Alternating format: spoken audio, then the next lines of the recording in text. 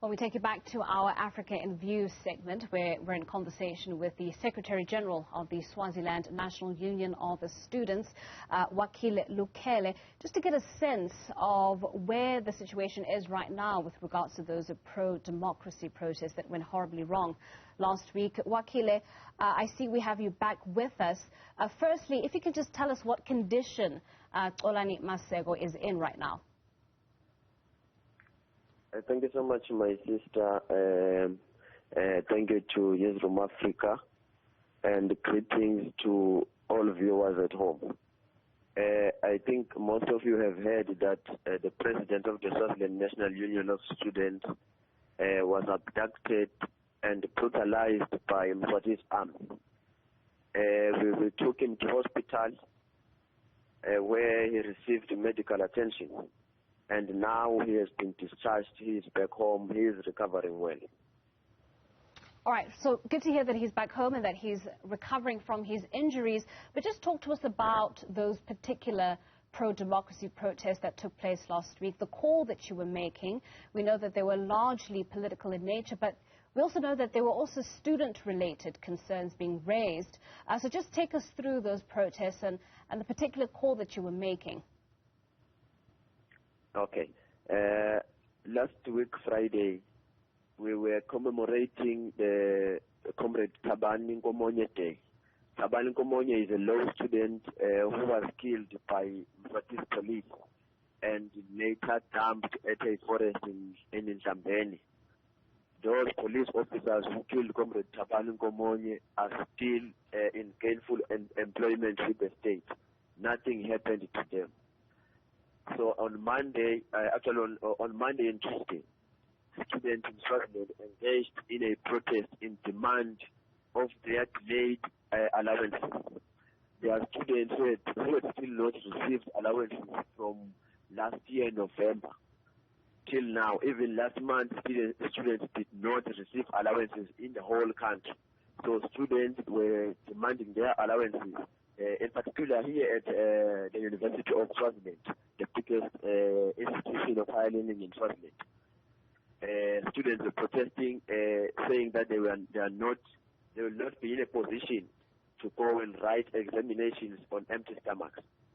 So the president came at the campus of UNESCO to support the students.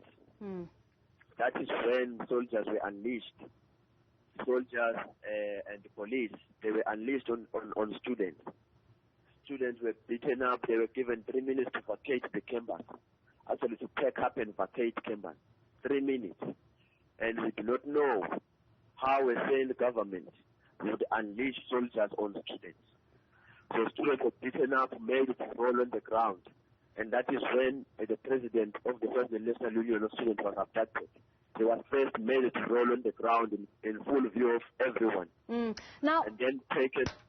Wakhile, sorry to interrupt you there, but there is an allegation that students belonging to your union, in fact, were involved in the damaging and burning of property belonging to armed forces, and that this retaliation that we're seeing in these videos is, in fact, in response to that. What's your response or reaction to this claim? There is no such thing. No students vandalized anything belonging to the army or to the police. I think those people are just being petty. Students are focused on their education, and students are focused on democratization of this country, because we as students, we understand that our issues can be better addressed under a democratic state. Mswati's police and army are always hungry for blood. They take orders from their king to kill and brutalize everyone with a dissenting view. So those allegations are just pure rubbish. All right. Now, Podemo, as you know, has warned of a possibility of more protests. In fact, it's warned of a possibility of more incidents like the ones we saw last week. What's your response to that? I mean, are you foreseeing more protestations, more pro-democracy demonstrations in the coming weeks? We cannot stop now as a nation. our liberation should come first, and our education will come later. Because under the status quo, it is unbearable to live. We cannot even afford to go to class because the state has not prioritized education. The state is not prioritizing healthcare. Our sisters, our families, our relatives are dying in hospitals because the government is failing to procure proper medication. Twice at the same time buying birthday cakes for a 53-year-old man and cracking firecrackers there at Eswatini. So for us now it is clear that the only way out is to push harder for our liberation as the people of Swaziland.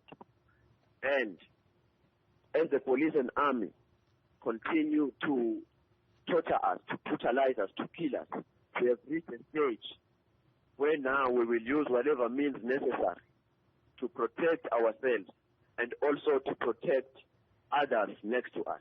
All right. Wakhile, thank you so much. We are going to have to leave it there. That's the Secretary General of the Swaziland National Union of Students, Wakhile Lukhele, giving us an update there from those pro-democracy protests that took place last week. We learned this morning that the president of the union, Colani Maseko, is in fact at home and he's recovering from those injuries.